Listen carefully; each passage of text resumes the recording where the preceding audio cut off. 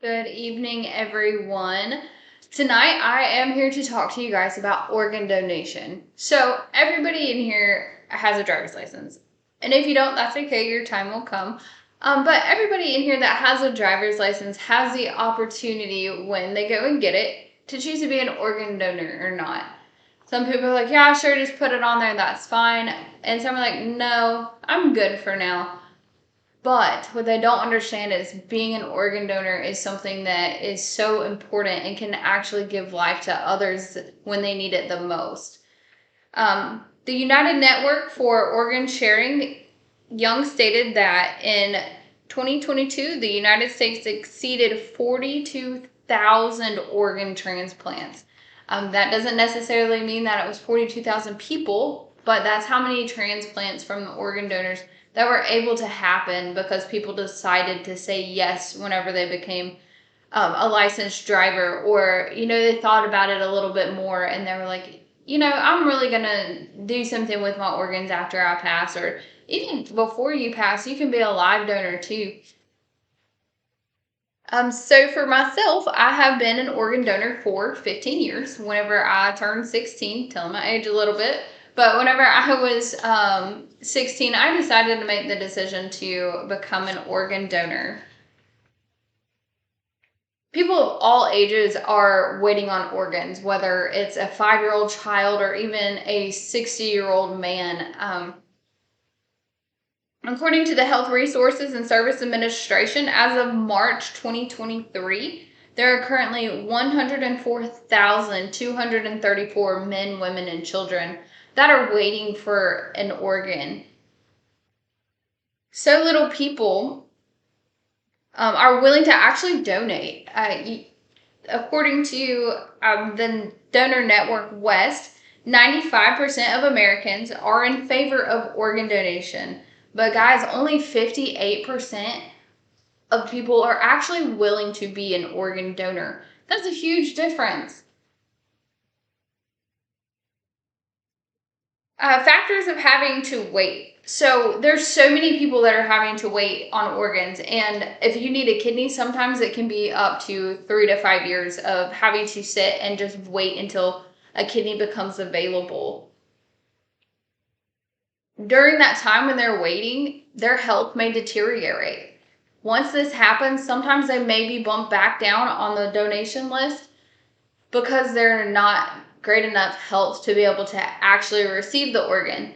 If they're not in great health, what's going to happen is they're going to probably reject that organ. And then unfortunately, it's a kidney or part of a liver that's now, I don't want to say wasted, but almost wasted because their body wasn't able to recuperate from having the actual transplant.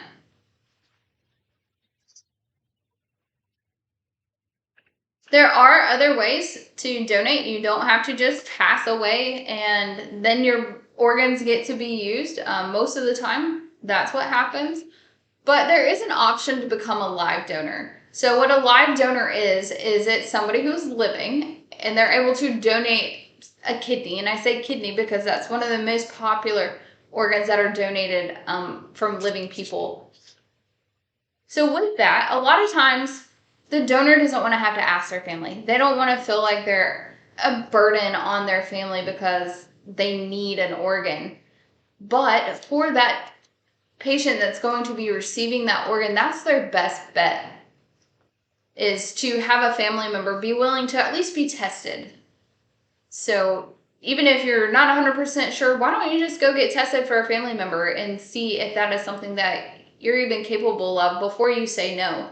Now, sometimes it can get a little tricky because if you do tell your family member that, yes, I'm a match, they may get their hopes up a little bit for you to then say, no, I'm just not comfortable with it. But that does give the family member the best possible chance, and it also keeps them from having to wait even longer than normal for an organ.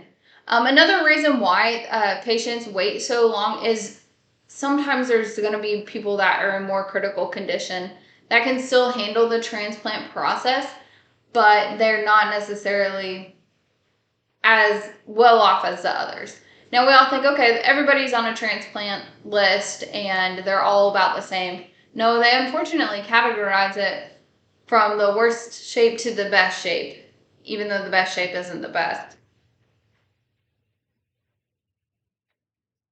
So ATF states that one of the only effects that live donors are going to see from donating a kidney is going to be that their other kidney that remains in their body is going to be a little bit enlarged. A lot of times this is due because your body is used to functioning with 2 kidneys, but now it's only functioning with 1. So that 1 kidney is working a little bit harder instead of getting to share that with the other kidney. So that doesn't mean that your health is going to deteriorate because you decided that you were going to donate a kidney. So there are a few other options in becoming an organ donor. So yes, you can become an organ donor just by saying yes whenever you go get your driver's license. But you can also do it if you have an iPhone. You can go on your health app and you can register that way to be an organ donor. And that is also a way for people to know if you're in an accident or something that you have proof that you want to be an organ donor. You can also go to your state registrar, state organ donation registration. For Georgia, because that's the state that I live in, it's Donate Life. So I can just go on Donate Life, and then I can click right here. And it takes me to this page where I can start my registration process.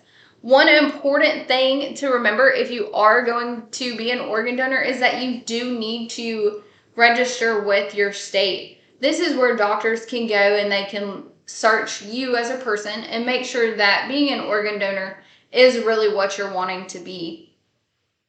I hope this answered a few questions and some of those of y'all that were on the fence a little bit about being an organ donor. If you can't tell, it's near and dear to my heart being in the healthcare field. Just take a minute and take a minute and think about all the patients and the patient's family that have to watch them suffer while they sit and they wait for an organ. So I hope you guys all donate. Have a great night.